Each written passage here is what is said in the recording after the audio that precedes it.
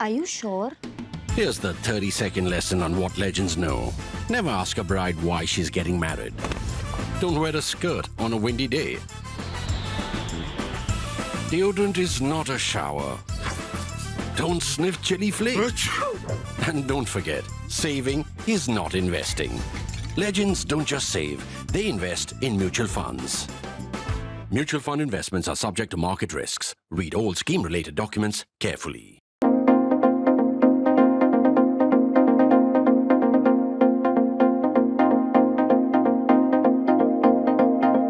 Prime Minister Narendra Modi's third term is very well underway. Key appointments are done. A short, a fiery session of Parliament is over, and the budget is very much in the works now. He knows, however, better than any other that this term, his third term, is fundamentally different from his first two. It is sort of sui generis.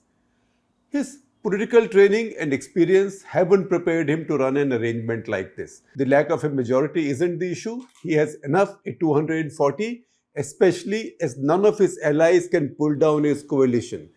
Look at his allies. If TDP were to try and bring it down, even if they pulled out all their MPs, the coalition will still have about 277, so it will have its majority intact. And if JDU were to try and do that, then how can Nitish even be sure that his MPs will stay with him? His MPs can be just vacuum cleaned away by the BJP because there is a certain fragility with Nitish Kumar and his party right now. That's the reason I say Narendra Modi has enough in 240. So that is not an issue. The numbers are not an issue.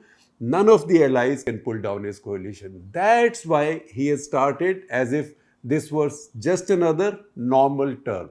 That pretense is vital for him. The change for Modi 2.0 comes not from numbers but from the new environment of contestation, something I had anticipated in a piece on the day of the election results. To try and understand this better, I will mix metaphors from different sports, contact sport first, because that's what politics is all about. The BJP and partners won a points victory as if in a boxing match. The victory wasn't marginal. In fact, it wasn't even narrow. It was quite convincing because 240, as we just said, is enough. But it was no quick knockout like the last two elections. Their rivals this time were able to land some punches on the BJP as well, and they are still in the ring, on their feet, and fighting. The rivals also believe the reigning champion is beatable. That wasn't the case earlier. Earlier, Modi had looked impregnable. We had also used the expression cast in titanium for him. That titanium is now broken. This is the change now. You can see it in how Rahul Gandhi and others in the India bloc are already in the political street. In 2014 and 19, they had melted away to lick their wounds or were in some deep, distant spiritual contemplation. At which point now we switch from contact sports to the more familiar cricket. Think of the 2024 as a qualifier in which the opposition earned the right to title holder in a kind of test championship final. Test cricket, as we all know, is played one session at a time. In this case, the first session will be the three state elections later this year: Maharashtra, Haryana and Jharkhand. In each, the rivals are resurgent because in the first two, they've done very well in Parliament, Lok Sabha elections. In the third, they've done better than before, although not spectacularly well, not compared to how they've done in Maharashtra and Uttar Pradesh. But still, the return of Hemant Soren from jail and as Chief Minister has given them a certain amount of tailwind. We are not talking about Jammu and Kashmir here, although that will also have an election in the next few months. That will have formidable but different kind of challenges, not challenges that influence national political equations so much. As soon as this session ends, that is the first session, the pre-lunch session, let's call it, that is Maharashtra, Haryana, Jharkhand, and on the margins, Jammu and Kashmir, as soon as this session ends, the build-up begins for the next. Delhi at the start of the year, the incarceration of Arvind Kejriwal and Manish Sisodia has given the contest a special edge. Chances are, particularly now that the Supreme Court has given Kejriwal a reprieve in the ED case, chances are that at some point he will get bail in the CBI case as well and he'll be out. And who knows with Manish Sisodia also, because there is a limit to how long people can be kept in jail. There will then be a bit of a breather. After Delhi, there will be a bit of a breather of a few months, in fact several months, before the final session of day one in this test match begins with Bihar, probably in September, but thereabouts. Whoever wins at least two of these sessions will have the momentum going towards 2029. Theoretically, it's possible that one side could win all three sessions, right? It could be Narendra Modi and BJP and his NDA alliance, or it could be the India alliance. Either side could win. If that happens, the impact going ahead on national politics will be dramatic. Once again, we are not wagering anything on who's likely to win. That will make, in any case, the reading of politics less fun than it is. Modi enters this term with multiple new challenges, including from the election campaign, because some of the challenges have carried on. It's a kind of, this election campaign has had a long tail. Among the many adjustments the party will need to make is a change in its approach to lawmaking. The era of passing important laws, constitutional amendments by shock and awe has gone into a hiatus. Constitutional amendments, in fact, is a different issue altogether.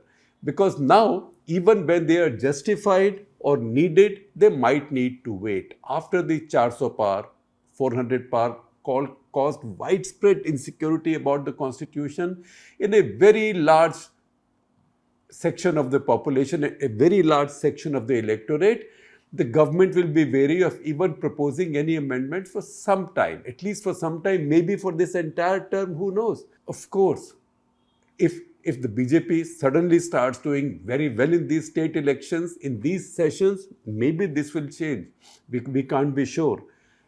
At the same time, one solution, a more normal solution, would be to consult the opposition and take them on board before moving any amendments. That would call for a change in the basic structure, if I may use that expression. That would call for a change in the basic structure of BJP politics in Modi era. The first parliament session did not hold out any such comfort for now. If anything, it indicated a phase of the two sides being locked in bitter tussle, a bit like constant combatants with no flexibility, no backroom talk, no trust, in fact, zero trust between them. Of all the political challenges for the new government, there is nothing stronger than what we might call the Jaan J Kissan trap. For 2 decades, Modi built for himself the image of a champion of farmers and the armed forces. Remember Jawan J Kissan, Lal Bahadur Shastri's famous slogan in 1965? This election showed that image of Narendra Modi is unraveling as the party suffered its biggest reverses in agricultural and soldiering powerhouse states like Uttar Pradesh, Maharashtra, Haryana and Rajasthan, even Punjab, although the BJP does not count for so much in Punjab, even in the normal course. But it did very badly in Punjab in terms of not even finishing as number 2 in more than 2 seats. The initial promise of doubling farmers' income by 2022 fell by the wayside, and the discourse on farm reform was ruined by the farm laws, however virtuous, we call them virtuous. These were brought in by the ordnance route and railroaded through parliament, and people didn't like that. This caused a lot of distrust. Can Modi now revisit those and engage with the opposition? And if he does, what will his base think? Because that is not the image they have of Narendra Modi's and his politics. It is also unlikely that a rejuvenated, resurrected opposition now will respond constructively, not when there is another session in the match to play out after every break. It will be a disappointment, on the other hand, if the government now responds to all of this with more agri-populism, higher and wider MSP offers and loan waivers, while at the same time submitting to the Swadeshi Luddite veto on biotechnology, especially GM seeds. Without that, you cannot revolutionize Indian agriculture. Now, in fact, forget revolutionizing it. Without that, you cannot pull Indian agriculture out of the stall in which it's caught now for the past decade and a half. Not just for a decade, but decade and a half. I would go so far as to say 2 decades. This week's courageous report by the State Bank of India's Economic Research Division shows the way forward in agriculture. As a story by Yuthika Bhargava of ThePrint explains, of which I will share a link with you with the description, the SBI underlines how the MSP approach works for too few farmers and accounts for no more than 6% of our farm output. And that the future lies in much bolder reform, move to the markets and away from MSP, not the other way around. And that's what we worry that should not happen in panic. Has this BJP's, that is the Modi Shah BJP's politics, left it room for maneuver on issues like these? In Shivraj Singh Chauhan, at least the party has made a good choice for agriculture minister. In nearly 2 decades as chief minister, he turned around agriculture in Madhya Pradesh.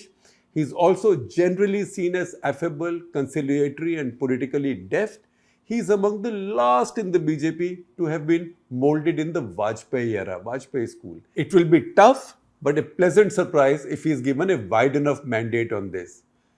If the setbacks with the Kisan issue emerge from the failed farm laws, the negativity on the Jawan issue also emanates from similar arrogant haste. A short tenure of service for the armed forces, especially for other ranks, is an idea whose time had come 3 decades back. It does indeed control spiraling pensions, although that can't be the main motive. To think that this idea is all about controlling pension costs is lazy. However, it does indeed control spiraling pensions, sparing more money for modernization. But its larger gain is also in keeping the armed forces younger.